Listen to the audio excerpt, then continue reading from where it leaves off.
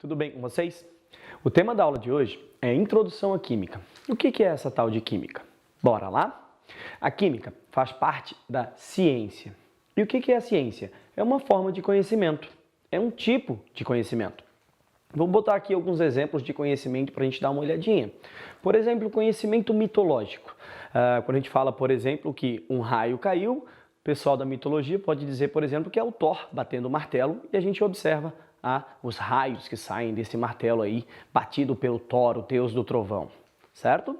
Bom, a gente também tem um tipo de conhecimento chamado conhecimento religioso, que não deixa de ser um conhecimento mitológico também, né? Quando a gente fala, por exemplo, que hoje está chovendo porque São Pedro mandou água pra gente. Conhecimento religioso. A gente também tem aqui o conhecimento filosófico, que é um pouquinho diferente do conhecimento científico, pois ele não pode ser testado. Uma teoria, por exemplo, da filosofia fala que um dia o conhecimento sobre informática, inteligência artificial, pode destruir a humanidade. Bom, isso pode realmente acontecer? Sim, mas nós não conseguimos testar. Então não é um conhecimento científico, é só uma suposição filosófica, certo?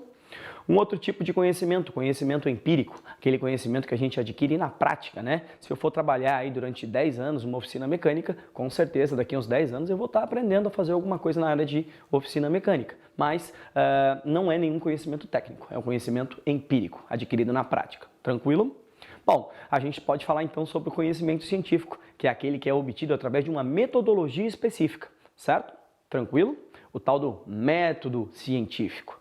Mas para que servem esses tipos, essas formas de conhecimento? Bom, essas formas de conhecimento servem para a gente compreender e conversar com a natureza.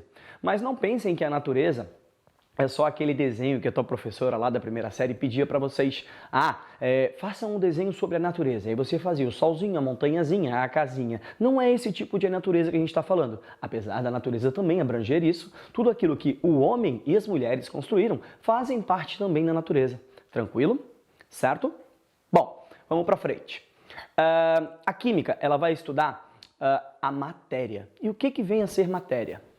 Matéria é tudo aquilo que tem massa, ou seja, se eu colocar na balança vai alterar o valor zerinho, e tudo aquilo que ocupa lugar no espaço. Então aqui no caso a gente tem alguns objetos em 3 dimensões que ocupam lugar no espaço. Alguns exemplos daquilo que é matéria: o ar que nós respiramos, o lápis, a caneta, a borracha, o quadro, são exemplos de substâncias, ou seja, matéria. Tranquilo? A química, estrutura. A química estuda as estruturas presentes na matéria. Como assim? Você já está acostumado a ouvir falar em H2O, você está acostumado a ouvir falar em NaCl, né? Aqui umas moléculas de H2O e o NaCl formando ali o seu retículo cristalino.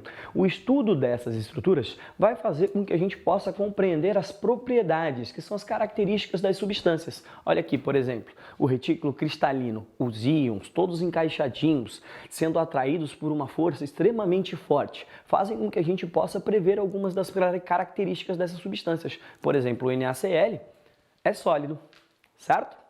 Bora para frente? A química estuda, então, a matéria, as estruturas e as propriedades, e também as transformações que ocorrem na matéria, certo? Olha só, a gente tem aqui a trajetória de uma bola. Será que essa faz parte, né? Esse conceito faz parte do conhecimento químico? Trajetória de uma bola? Não, né? É uma transformação, mas é uma transformação física. Um exemplo de uma transformação química, por exemplo, é a tal da fogueira pegando fogo, olha lá. Aí sim a gente está alterando as estruturas que estão presentes na matéria. E aí a gente está falando do conhecimento químico. Tranquilo? Bom, a química ela vai estudar a transformação e essa transformação sempre envolve energia. Nesse caso aqui, está ocorrendo a liberação de calor, né? A fogueira libera o calor para o meio, deixando o meio mais quente, certo? Era isso para a nossa aula de hoje. A gente se vê na próxima aula. Tchau!